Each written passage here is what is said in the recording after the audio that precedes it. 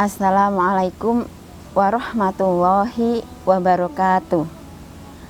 Alhamdulillah wa syukurillah wala haula wala quwata illa billahil aliyil azim.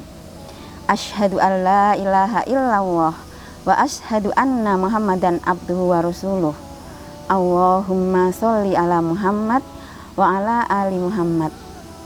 Rabbis rohli sodri wa yassirli amri wahlul 'uqdatam min lisani yafqahu qouli, amma ba'du.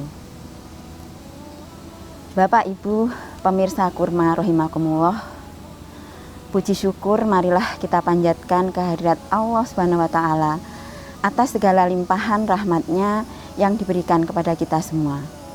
Utamanya rahmat berupa iman, berupa Islam, berupa kesehatan, kesempatan. Sholawat serta salam semoga senantiasa terlimpah kepada junjungan kita Nabi besar Muhammad Shallallahu Alaihi Wasallam beserta keluarganya, sahabatnya, dan pengikutnya yang setia mengikuti risalahnya sampai akhir zaman, dan mudah-mudahan kita termasuk di dalamnya. Bapak Ibu pemirsa yang dirahmati Allah, dalam sebuah kisah diriwayatkan, suatu saat Rasul sedang berkumpul dengan para sahabat. Beliau bertanya kepada sahabatnya, "Wahai sahabat, maukah engkau, maukah kalian aku tunjukkan siapakah orang-orang yang kelak diharamkan tersentuh api neraka?" Sahabat pun menjawab, "Mau ya Rasulullah." Kemudian Rasul menjelaskan, orang-orang yang kelak haram tersentuh api neraka adalah orang-orang yang mempunyai sifat seperti berikut. Yang pertama adalah orang-orang dengan sifat hayyin atau tawadhu. Yang kedua, orang-orang dengan sifat lazin, yaitu orang-orang yang lemah lembut. Yang ketiga, orang-orang dengan sifat qorib, yaitu orang-orang yang menyenangkan saat diajak berbicara. Dan yang keempat, orang dengan sifat sahl, yaitu orang-orang yang senantiasa memudahkan urusan orang lain. Dan dalam beberapa menit ke depan kita akan membicarakan tentang sifat yang keempat ini, sahl, yaitu orang-orang yang senantiasa memudahkan urusan orang lain. Bapak Ibu yang kami hormati, kita sebagai manusia selain punya kewajiban untuk beribadah langsung kepada Allah, hablum minallah, kita juga punya kewajiban untuk beribadah melalui hubungan kita dengan sesama manusia, hablum minanas. Dalam rangka hablum minanas inilah akan terwujud interaksi antar manusia di mana kita akan saling membutuhkan, dan disinilah sifat sahl dibutuhkan, sebagaimana juga ketiga sifat yang lainnya.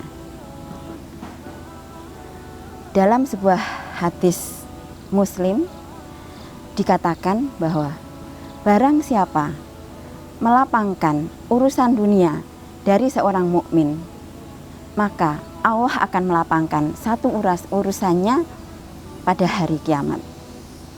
Barang siapa memudahkan urusan orang lain, dalam hal ini diriwayatkan lebih khusus pada urusan hutang piutang, maka Allah Azza wa Jalla akan memudahkan urusannya di dunia dan akhirat. Barang siapa menutup aib saudaranya, maka Allah akan menutup aibnya di dunia dan akhirat. Allah akan menolong hambanya selama hamba itu menolong saudaranya. Bapak Ibu yang dirahmati Allah, dari hadis di atas menunjukkan bahwa Allah sangat menghargai hambanya yang senantiasa memudahkan orang lain, senantiasa menolong orang lain. Betapa tidak, Allah menjanjikan akan memudahkan seseorang di hari kiamat. Seperti kita tahu, hari kiamat adalah hari yang sangat luar biasa mencekam. Hari di mana semua orang akan fokus pada dirinya sendiri. Seorang suami tidak akan ingat istrinya, atau sebaliknya, seorang anak tidak akan ingat orang tuanya, dan sebaliknya. Teman, saudara, sahabat tidak akan saling mengingat satu sama lain. Maka ketika Allah karuniakan kemudahan kita di hari itu, maka itu adalah sebuah karunia yang luar biasa.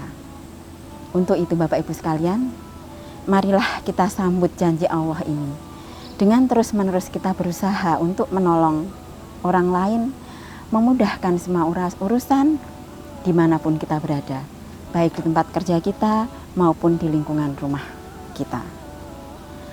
Dan kita, saya beserta Bapak Ibu sekalian yang berada di rumah sakit ini mempunyai kesempatan yang sangat besar untuk terus menolong sesama kita. Bapak Ibu, dokter, dan tenaga medis yang lainnya yang berkesempatan untuk berhubungan langsung dengan para pasien, membantu kesembuhan pasien, sangat besar peluang untuk memberikan pertolongan kepada orang lain. Dan juga teman-teman yang ada di bagian yang lain, administrasi ataupun juga yang lainnya juga punya peluang yang sama. Oleh karena itu Bapak Ibu sekalian, bagaimana supaya kita bisa terus meraih kesempatan agar Allah menolong kita di hari kiamat dan juga di akhirat kelak?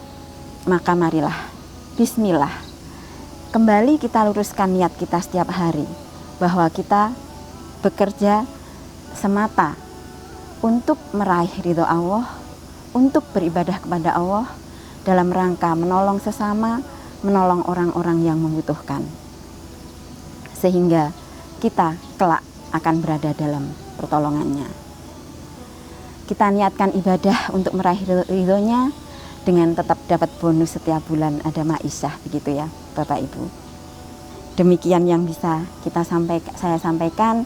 Mudah-mudahan yang sedikit ini bermanfaat khususnya untuk diri saya dan juga untuk Bapak Ibu sekalian.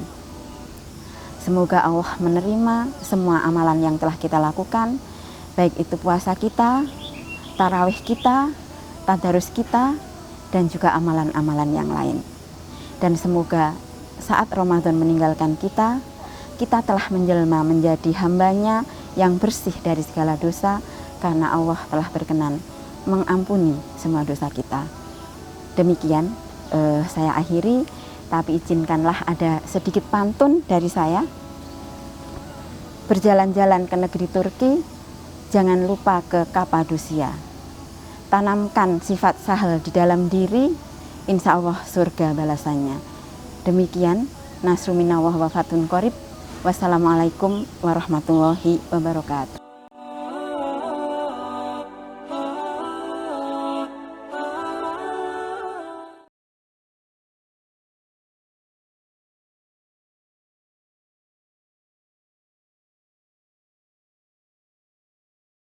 Bismillahirrahmanirrahim. Dhahabat dhama'u wabtallatil 'uruqu wa thabatal ajru insyaallah. Telah hilang dahaga, telah basah kerongkongan. Semoga pahala telah ditetapkan oleh Allah insyaallah.